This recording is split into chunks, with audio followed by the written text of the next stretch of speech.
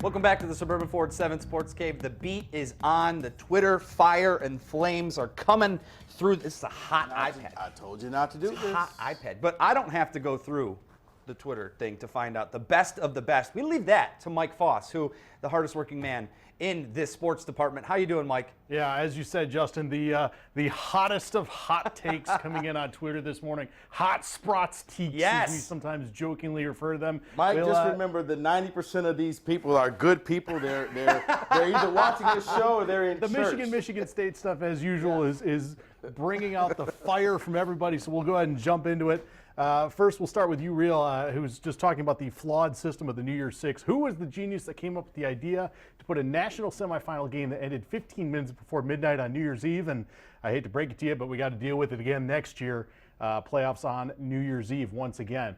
Raymond says Michigan bringing in Boston College's old defensive coordinator. He had the #1 D with no names. Imagine what he could do at Michigan. Ryan says the future is very bright at Michigan. Their schedule next season is soft and they have a real chance at the playoff. Luke says MSU will never be in the college playoff again. Hope you enjoyed the ride because it's over. Rick says, I disagree with the premise that Michigan fans cheered the MSU loss. As a Michigan grad, I cheer for MSU unless they're playing Michigan. Steven says, I'm glad Michigan won and very glad Michigan State got blown out. And on a side note, he says Caldwell needs to stay and keep the chemistry going. Pat is asking the media to please stop linking Michigan with Michigan State. Yes, we're happy they lost. MSU still worried about respect. Just win, baby.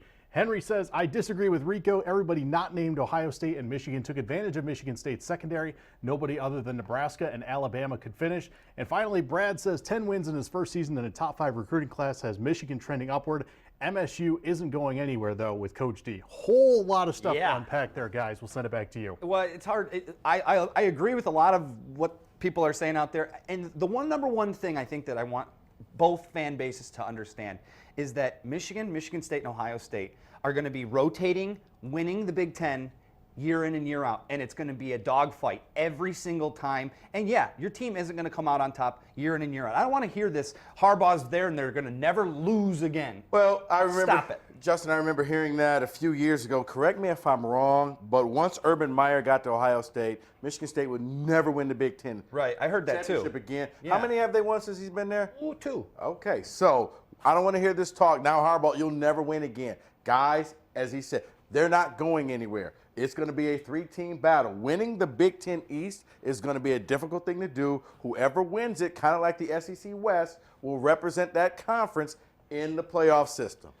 I can't believe like Luke's tweet with it never making it again. If that's where you firmly, truly believe, you're just not paying attention. No. You're not paying attention to what's going on. Who was the quarterback that went into Columbus and beat Ohio State? Was it Connor Cook? No. It was the backups. Yeah. So they'll be okay. They'll be okay. Michigan State will reload next year. They got a lot of changes. 20 seniors departing for them, so they're going to look a little bit different next year. And replacing Connor Cook, to me, is where they backslide. I don't think, from what I'm hearing inside camp, everyone likes O'Connor. I got to see it more so consistently. All right, coming up next, our final thoughts on this 2016 fresh edition of the Suburban Ford 7 Sports Cave. Stay with us.